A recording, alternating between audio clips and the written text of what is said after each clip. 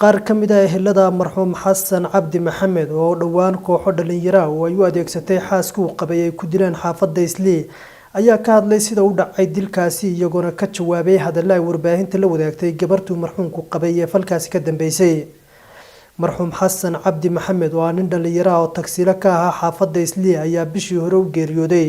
mindi ay u adeegsadeen kooxo dhalinyaro oo dilkiisa ka dambeysay kuwaasoo markii dambe ay gacanta ku dhigeen ciidamada booliska dalka Kenya. Faaduma Cabdi oo marxuumkeedii iyo Hibaaq Cabdi Maxamed oo walaashi ayaa ka warbixiyay sida uu dilku ku yimi waxaanay waxba kama jiraan ku tilmaameen hadallo ay warbaahinta la wadaagtay gabartaasi dilka ka dambeysay. gabadhaas horta muddo 6 bilood inaan ka way kala maqnaayeen maseer baa kala diray labada reer may wada joogin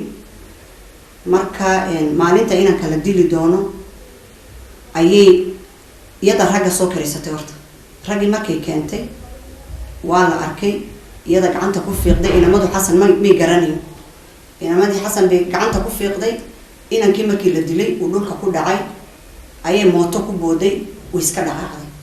markay dhaqaaqday maama meesha xaafadda deganaayeen maama dukaan ku leh ayay telefoon u soo dirtay waxay ku tiri waxaan maqlay xasan iyo ilmaadeeraday way isdileen maxaa kala gaaray markaasay maamadu ku tiri dad ku xanaaqi lahaydba xasan uu dhintay ilaan maamada iyo maamada guriga degantahay marka dhibaatadoodana way la socotay maamadu way ogtahay mar walba inay dudi jirtay marka caruurteedana 6 bilood bay ka maqnayd ka horna sanad bay ka maqnayd kiiskooduna wuxuu yaala meesha qaadiga weli la isma furin kiiskii oo socda ayay inta social media iyaduna maanta soo farsatay tiri reerkii baan u sheegay reerkii bay ka qaban waayeen muunay dhowr jeer baan xasan ka qabanay weliba aan ka hiilinay aan xasan weliba canaanan jirnaa loo naxariisto dambiyadoo dhan isagaan dusha ka saari jirnay waxaan oran jirnay xasan oo gabadhan adaa ka gardaran daa laakiin adigii baan ku kari weynay maalintii dambe markaan idin kari weynay baan idin fasaxnaano